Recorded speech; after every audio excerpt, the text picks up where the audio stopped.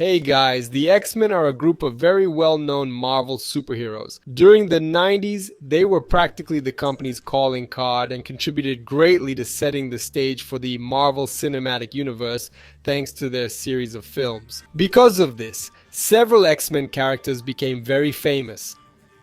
On the strength of the 90s cartoon, figures like Wolverine and Professor Xavier became as well known as Spider-Man and Captain America. And it's not just the X-Men heroes who have risen to prominence.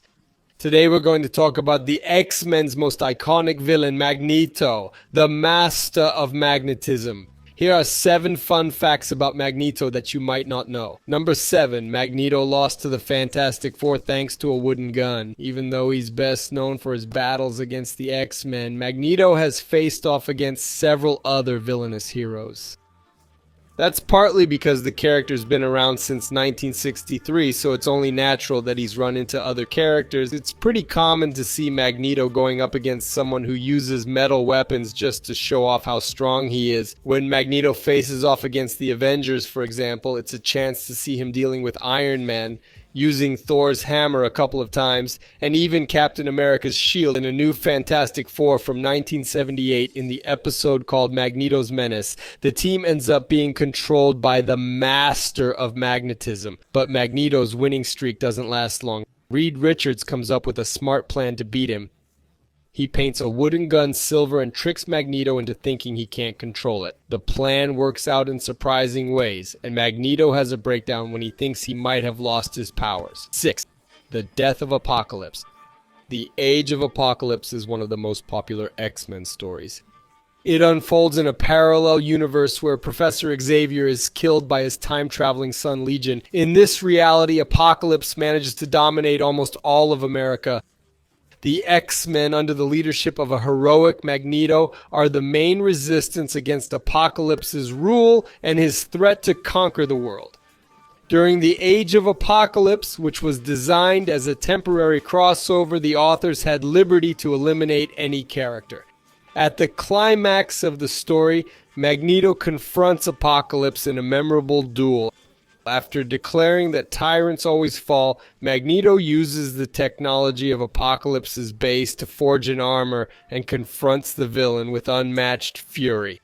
At the end of the fight, Magneto splits Apocalypse in half, eliminating him once and for all.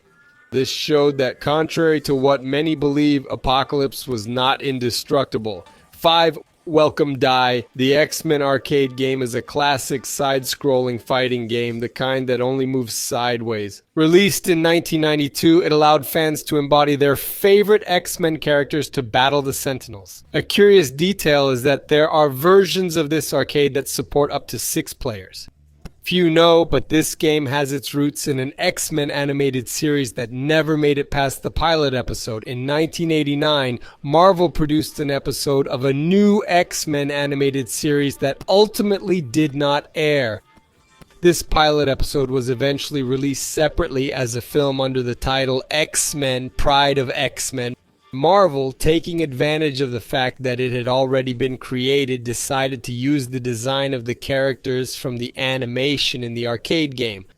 Although the game inherited the art from Pride of X-Men, it did not feature the same writers or voice actors. Over time, the game became famous for a particularly bad line of dialogue in English. When the X-Men meet Magneto for the first time in the game, they greet him with the phrase, "X-Men, welcome to die." Before continuing, remember to subscribe to the channel and like the video to stay updated. Got it? 4. X-Men Evolution totally changed its history. If you're aware of Magneto's trajectory, whether it's the movies or the comics, remember he was taken to a concentration camp during World War II. This traumatic experience sparked deep resentment in him for humanity. This chapter of his life is one of the foundations that make him such a complex and compelling villain. Just imagine, as a child, he witnessed his own people being exterminated simply because they were different. Now, as an adult, he realizes that history is repeating itself, but this time he has the power to do something about it. Wouldn't you act the same way if you were in his shoes? Comment below. This key part of Magneto's formation underwent a change in the animated series X-Men Evolution, which takes a lighter approach regarding the X-Men tensions. In this version, Magneto is rescued from a prison camp in his youth by Wolverine and Captain America. However, this unusual alliance between the mutant and the icon of humanity's noblest values wasn't enough to stop Magneto from choosing the path of terrorism. 3. He saved Professor Xavier's life in the 90s cartoon. Although Magneto often stood against the X-Men in the original series, he also showed acts of heroism. In the last episode of this series, we encounter a critical moment where Professor Xavier is on the brink of death. The only chance to save him is to send a message to Lilandra of the Shi'ar Empire, and for that they need Magneto's help. At that crucial moment, Magneto was about to lead all mutants in a final showdown against humanity. However, upon finding out that his old friend needed him, Magneto left his plans behind and went to find Xavier. As the events unfolded, Xavier had to leave Earth and live with the Shi'ar. He says his goodbyes to friends and students before leaving, and in the end scenes we see Magneto alongside the X-Men, hinting that he might step into Xavier's role as the group's leader, which is exactly what we are going to see in the official sequel, X-Men 97. 2. Magneto's strange romantic involvement with Rogue in X-Men comics. Rogue and Gambit have a relationship full of highs and lows. This is largely due to Rogue's power that prevents them from having more intimate physical contact. But Gambit isn't the only one competing for Rogue's heart. Magneto also had his romantic moments with her despite being 30 years older and having a history of extreme actions. The tension between Rogue and Magneto escalated during an adventure in the Savage Land where they confronted Zaladane. This period also became famous for Rogue's Savage Land outfit, which became a rave among cosplayers. In the alternate reality of Apocalypse era, Rogue and Magneto are a couple and surprisingly have a child together, the details of which are never explained. 1. Ultimate Magneto was a mass murderer. In various depictions of Magneto, there is usually an attempt to present him as a villain whom the audience can relate with. He possesses motivations that are beyond the simple desire to do evil, grounded in a personal history that justifies his actions. However, there is a version of Magneto that has no redemption.